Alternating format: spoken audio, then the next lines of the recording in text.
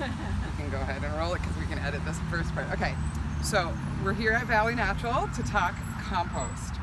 At all of the gardens, you'll find compost bins on site.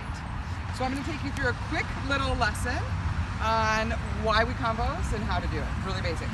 So the most important thing about composting is it allows you to get rid of your garden waste on site, and then we let nature take its course,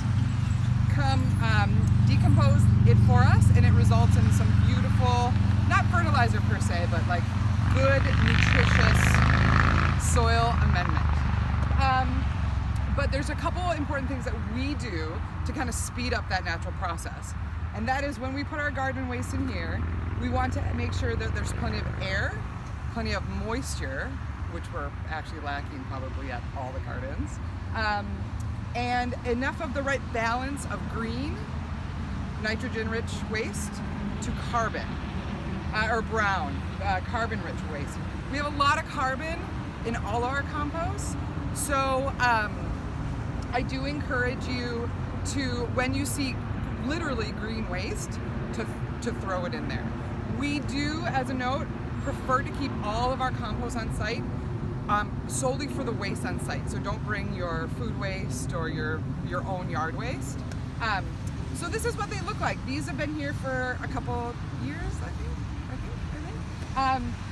And basically what you're gonna do is when you clean out your garden, you're literally just gonna come over the compost bin. All of them are always full, and that's a good thing. So what I want you to do is, ideally, we need to turn it to get air in it anyway, to aerate it and get those microorganisms and bacteria some oxygen to work with. So rather than just kind of dump your stuff on top, we ask that you simply pitchfork, it's so dry, pitchfork a couple of pitchfork loads. It is really dry. It is really dry. Dirt. Yep. So, and then I'm going to use my muscles here. And we're going to add it in. Unfortunately, we don't have access to water at the moment. But what we would do then is just actually grab a hose. Once you've watered your own plot, just dump the hose in there and let it go for a couple minutes. What happens over the course of time, nature does take its course. We want to get it nice and hot, and the way we get it nice and hot is by keeping it kind of all in one space. And again, making sure that there's a good ratio of moisture, air, carbon, brown waste, and nitrogen, which is green waste. What happens at the end, and this is where we all benefit from composting, is that over time, you are able to get, at the bottom, some lovely stuff to add to your soil. And really, like, this is just like the cycle of life. You get the benefit of cleaning up your garden plot, but also, but also kind of fertilizing it and giving the soil what it needs to produce some healthy plants. So when we're ready to actually use this, you will be able to simply put a pitchfork in.